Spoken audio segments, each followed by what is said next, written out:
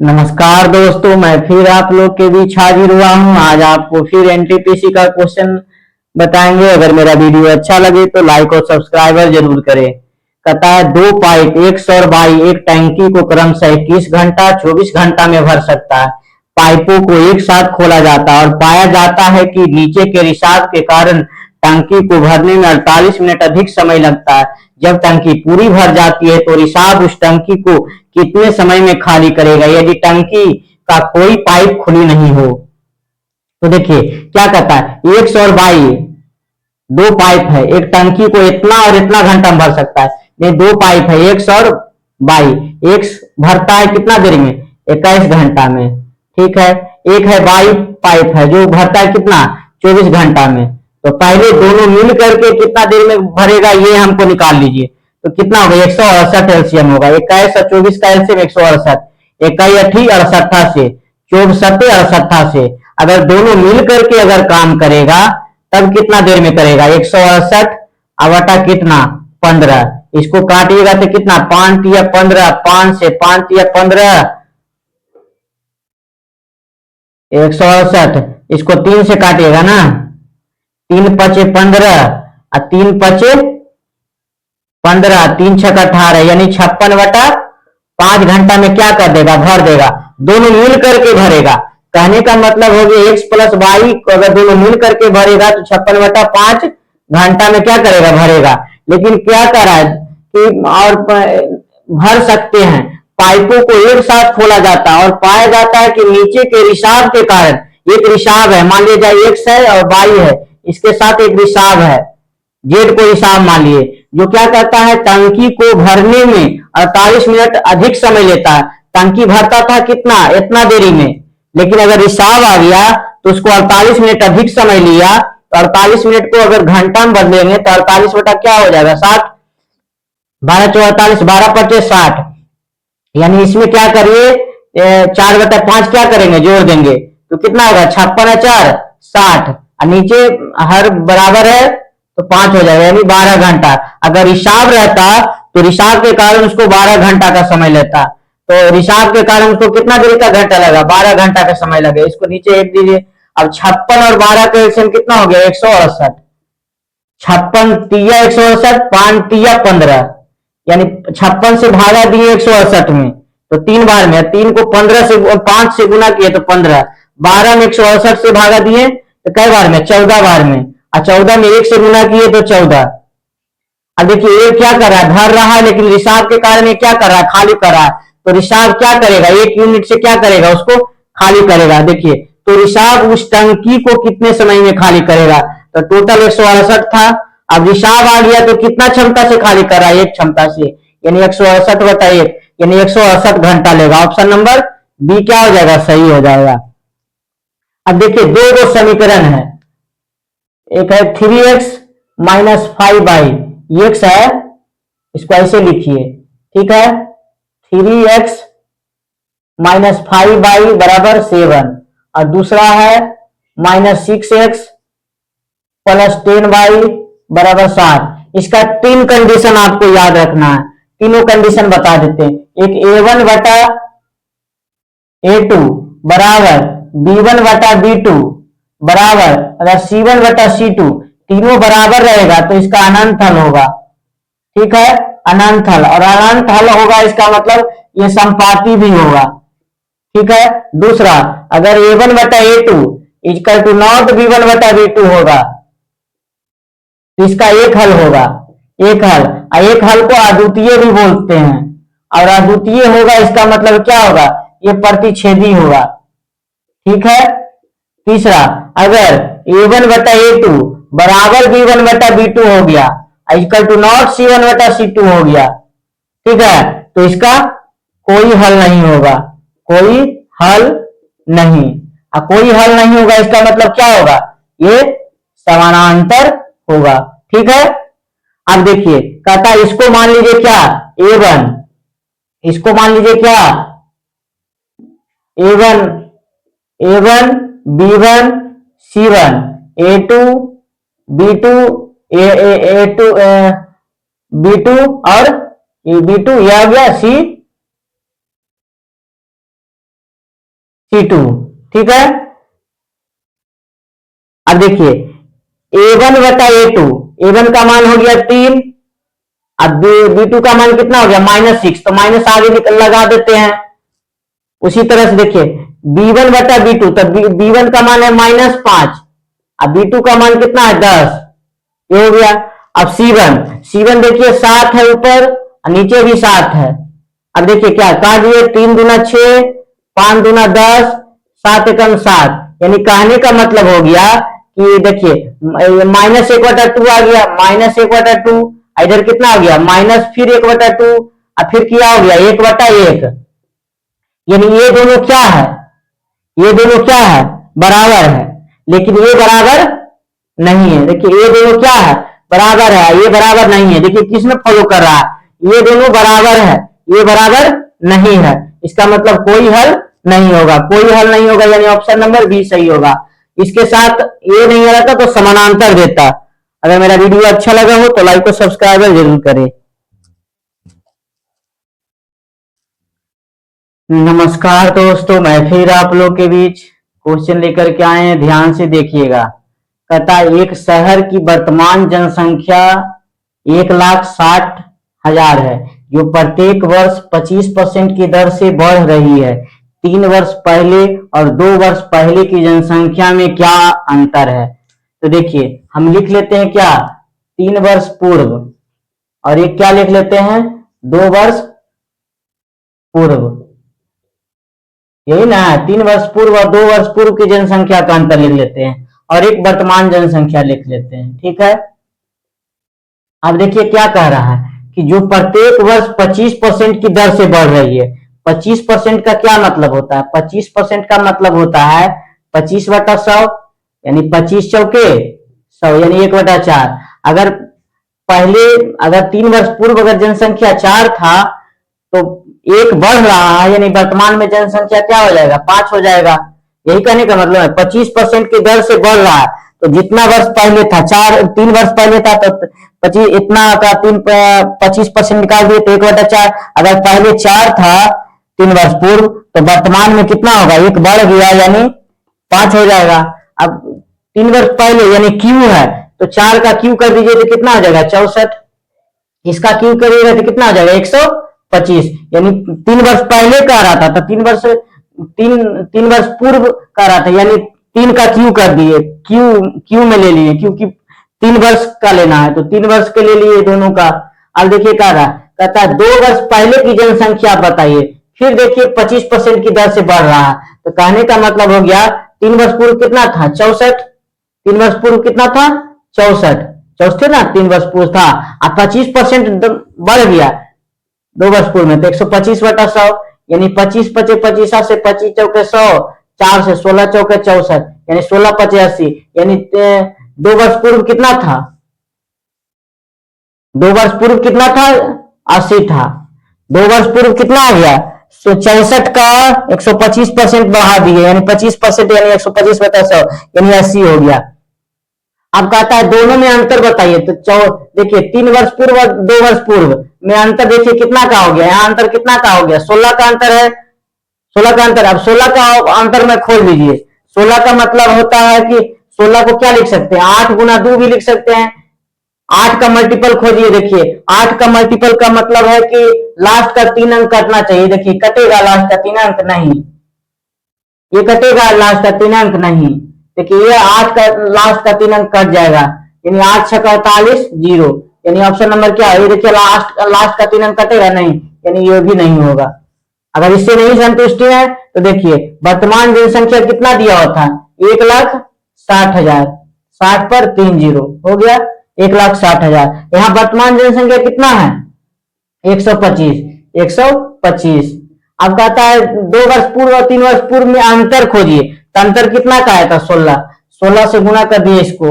अब काटिए 25 पचे 25 से 25 चौके 100, फिर 5 से काटिए 5 दूना 10, यानी 1 0 बच गया। अब देखिए 16 है 256, 256 में 4 दूना 8 से गुना कर दिया, एक अंक बाद 8 6 48 के 8 बाकी 4 25 200 और 204, यदि देखिए 20 480 1 0, ये कहाँ था, वही था कि नहीं था, था ना। यानी अगर जल्दी में था जाना चाहते तो उसको मार के लगा दीजिएगा। अब कहता धारा के अनुकूल गति इतना किलोमीटर पर घंटा 41, और धारा के प्रतिकूल गति है इतना किलोमीटर पर घंटा। एक नाव को किसी स्थान पर जाना है और वापस आने में कुल 13 घंटे का समय लगे, तो नाव द्वारा तय की गई कुल दूरी बताइए। मान लिया जाए नाव द्वारा कुल दूरी कितना है, नाव द्वारा कुल दूरी कितना है, नाव द्वारा दूरी जो है, नाव द्वारा दूरी जो है कितना है, डी किलोमीटर। नाव द्वारा दूरी कितना है, डी किलोमीटर है। अब कहता देखिए उसको जाने और आने में 13 घंटे का समय लगा, यानी समय बराबर क्या होता है, दूरी बटा चाल। तो दूरी कितना है, डी। चाल कितना हो गया, धारा के अनुकूल गया तो 41, तो समय बराबर दूरी बटा चाल, ये धारा के अनुकूल गया। अब दूसरा देखिए धारा के प्रतिकूल आ रहा है, तो दूरिया तो उतना ही था, डी था ना, दूरी कितना था, डी था। अब धारा के प्रतिकूल आ रहा है तो इसको कितना लग गया, 20.5। ये देखिए ये भी है समय, समय बराबर दूरी बटा चाल, समय बराबर दूरी बटा चाल। और दोनों आने और जाने में कितना लग गया, 13 घंटा का लग गया, समय लग गया। अब इसी को काट सकते हैं, दशमलव हटाएंगे, जीरो बैठा देंगे। अब इसको काटिए, 5 से 5 गुना 10, 5 चौके 20 हो जाएगा। अब देखिए 41 41 LCM यानी तो 2 अब बता कितना हो जाएगा, 41 बराबर कितना हो जाएगा, 13। तो डी बराबर कितना हो जाएगा, 13 गुना 41, अब बता ये 3 क्या चला जाएगा, भाग में चला जाएगा। अब यहां से अगर लगाइएगा तो गलत हो जाएगा, देखिए क्योंकि अगर गुना करते हैं तो 13 एकम 13, बाकी 1, 13 चौक 52, 52 1 53, इतना आ जाएगा। देखिए ये दिया हुआ आंसर, ये लेकिन आंसर नहीं होगा, क्यों, क्यों कहता है नाव द्वारा कुल दूरी गया, कुल दूरी बताइए। ये तो जाने वाला दूरी था ना, अब आने वाला दूरी कितना है, कुल दूरी मतलब हो गया गया भी और आया भी, यानी टोटल दूरी मतलब 2 से गुना करना पड़ेगा इसमें, यानी तो जाने वाला दूरी था। और आने वाला दूरी कितना होगा, 2 से इसको गुना करिए, 2 से गुना करना पड़ेगा। तो 3 गुना 6, 3 गुना 6, 5 गुना 10, अब बटा कितना हो जाएगा, 3। यानी ऑप्शन नंबर क्या हो जाएगा, ये। थोड़ा सा गलत करिएगा मिस्टेक, यहां पर पहुंच जाइएगा। अगर मेरा वीडियो अच्छा लगा हो तो लाइक और सब्सक्राइब जरूर करें। नमस्कार दोस्तों, मैं फिर आप लोग के बीच एनटीपीसी का क्वेश्चन लेकर के आए हैं, ध्यान से देखिएगा। तथा 32 किलोमीटर प्रति घंटा की गति से चलने वाली ट्रेन ए, यानी ट्रेन ए का चाल कितना दिया हुआ है, 32 किलोमीटर पर घंटा। कहता है 32 किलोमीटर प्रति घंटा की से चलने वाली ट्रेन ए की चाल विपरीत दिशा में आ रही 48 किलोमीटर प्रति घंटा की गति से चलने वाली बी को, यानी बी की चाल कितना दिया हुआ है, 28 किलोमीटर पर घंटा को पूरी तरह से पार करने में 33 सेकेंड का समय लेती है। ट्रेन बी की लंबाई ए की लंबाई का 1.5 गुना है, यानी बी की लंबाई जो है ए की लंबाई का, यानी लंबाई जो है 1.5 गुना। 1.5 गुना का मतलब क्या हो गया, 1.5 1.5 गुना, यानी 5 या 15, 5 गुना 10। अगर ए की लंबाई 2 है तो इसकी लंबाई 3 होगा, तब तो 2 का 1.5 गुना कितना हो गया, 3। तो वही कह रहा है बी की लंबाई ए की लंबाई का 1.5 गुना, ये 2 तो ये कितना हो गया, 3 हो गया। अब कहता है ट्रेन बी एक पुल को पूरी तरह से इतना सेकंड में पार करती है। पुल की लंबाई पहले हमको ए की लंबाई और बी की लंबाई हमको निकालना पड़ेगा। ट्रेन ए की लंबाई और बी की लंबाई मान लेते हैं, इसकी लंबाई x है, इसकी 2x है, इसका कितना है 3x है। अब कहता है कि चल ए जो है 32 किलोमीटर की घंटा से चलने वाली ट्रेन ए विपरीत दिशा में आ रही चलने वाली को बी को पूरी तरह से विपरीत दिशा में आ रहा है, यानी चाल क्या हो जाएगा, जुटेगा। विपरीत दिशा में चाल आ रहा है, इसका मतलब क्या हो जाएगा, जुटेगा। तो चाल कितना जोड़ दीजिए, 0, 8 10 को सुना बाकी है, 3 2 5 1 6, ये हो गया चाल। अब बराबर चाल बराबर क्या होता है, दूरी बटा समय। तो दूरी कितना, दूरी हो गया 3x 2x, कितना हो गया 5x। दूरी भी क्या होता है, जुटता है। ट्रेन की लंबाई हमेशा जुटेगा, ट्रेन की लंबाई। तो 3 या 2 5x, समय बाद दूरी, चाल बराबर दूरी बटा समय। समय कितना है, कितना सेकंड में पार कर रहा था, देखिए बी को 33 सेकंड में पार कर रहा था, 33। ये क्या चीज में आ गया, देखिए मीटर पर सेकंड में है, ये किलोमीटर पर घंटा में है। तो इसको मीटर पर सेकेंड में 5/18 से क्या करते हैं, गुना कर देते हैं। ठीक है, अब काट दीजिए। छोटी 18 दोनों तरफ हो गया, मीटर पर सेकेंड में आ गया, तो छोटी 18, 3 से 11 तिया 33, यानी कहने का मतलब 11 पचे 55, यानी 5 से 5 खत्म हो गया, यानी x बराबर कितना हो गया, 110 आ गया। अब बताइए 110 यहां धरेंगे तो इसका मान कितना हो जाएगा, 220, यानी 110 गुना 2 220, 110 गुना 3 यानी कितना हो गया, 330। अब कंफर्म हो गई कि बी की लंबाई 330, ए की लंबाई 220। अब कहता है ट्रेन बी एक पुल को पार कर रहा है, तो पुल को पार कर रहा है यानी ट्रेन अपनी लंबाई और प्लस पुल की लंबाई। अगर पुल को पार करेगा तो ट्रेन अपनी लंबाई और प्लस पुल की लंबाई को पार करेगा, तो 54 सेकेंड में पार कर जाता है। तो कहता है कि पुल की लंबाई बताइए। ट्रेन बी पुल को पार कर रहा है, तो बी की चाल कितना है, 28। अब रख दीजिए बी की चाल कितना है, 28, तो 4 बराबर होता है दूरी बटा समय, तो दोनों विपरीत पुल को पार कर रहा है, पुल को पार कर रहा है मतलब ट्रेन की लंबाई या प्लस पुल की लंबाई, तो ट्रेन बी की लंबाई कितना है, यानी बी को पार कर रहा है ना, तो बी का लंबाई कितना हो गया, 330। अब प्लस पुल की लंबाई नहीं पता है यानी x, पुल की लंबाई नहीं पता, यानी ट्रेन बी एक पुल को पार कर रहा है, यानी बी की लंबाई प्लस पुल की लंबाई, तो बी की लंबाई इतना प्लस पुल की लंबाई को x मान लिए, कितना सेकंड में पार कर गया, 54 सेकंड में पार कर गया। यानी मीटर पर सेकंड में है और ये किलोमीटर पर घंटा में, तो मीटर पर सेकंड में बदलने के लिए 5/18 से क्या करेंगे, गुना करेंगे, तो दोनों क्या हो जाएगा, मीटर पर सेकंड में आ जाएगा। तो आप काट दिया 18 तिया 54 हो जाएगा, 5 तिया 15, यानी 15 गुना कितना 28, तो 15 अठी 20 या 15 दूना 30, यानी कितना हो जाएगा, 0 2 3 1 4, यानी कितना हो जाएगा 420। अब बराबर कितना हो जाएगा, 330 प्लस x, तो x का मान इधर आकर के घटेगा तो कितना आ जाएगा, 90, यही ना आएगा 330 90, तो कितना आ जाएगा, ऑप्शन नंबर देखिए ए में है, ऑप्शन नंबर ए में है 90, यानी बी की जो पुल की लंबाई कितना हो जाएगा, 90 मीटर हो जाएगा पुल की लंबाई।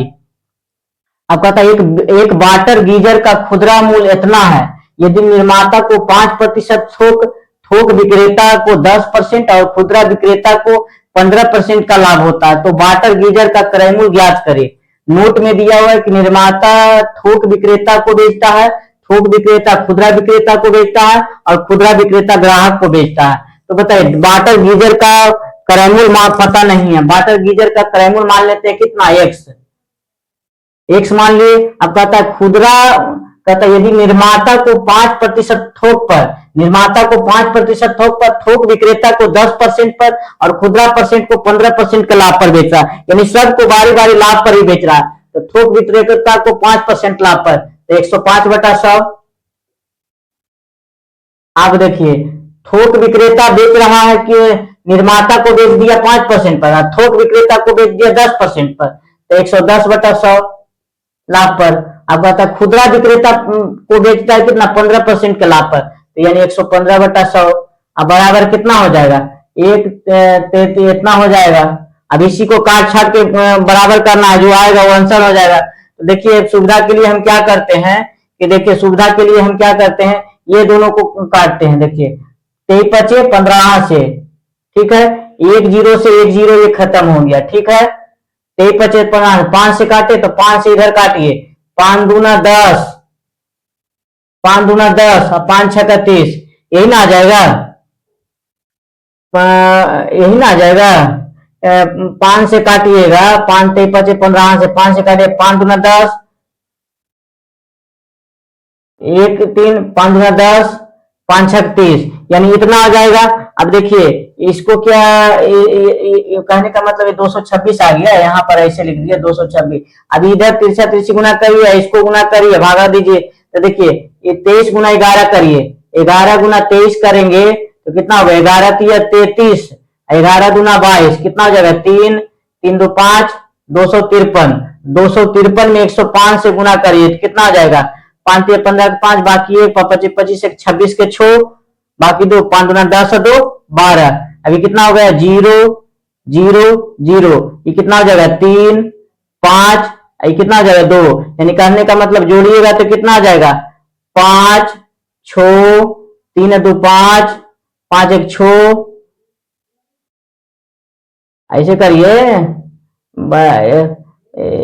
ये क्या हो जाएगा, 3 5, इधर 2 आ जाएगा ना, तो 5 6, फिर 5, फिर 5 1 6, फिर कितना आ जाएगा, इतना आ जाएगा। अब देखिए, अब इतना में क्या करिए, इसको भागा दीजिए, यानी कहने का मतलब इतना भागा कितना हो जाएगा, 2 2 6, 2 2 4 2 6, इतना में भागा दीजिए तो कई बार में लगेगा। देखिए एक बार में तो लगेगा नहीं, इसका मतलब एक तो होगा नहीं, एक से आंसर नहीं होगा।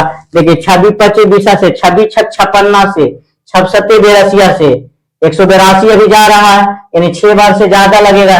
26 7 82 से, 26 को देखिए, 26 7 82 से, 26 8 208, 26 नमा 2 3 4, देखिए 9 बार में ज्यादा हो जाता है, क्योंकि 26 नमा 2 3 4 2 3 4 यानी 234, यहाँ 226 है, तो 9 बार में भी नहीं लगेगा।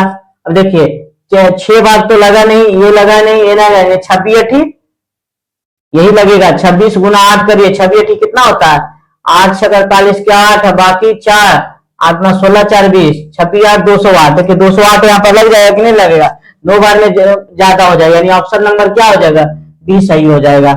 अगर मेरा वीडियो अच्छा लगा हो तो लाइक और सब्सक्राइब जरूर करें।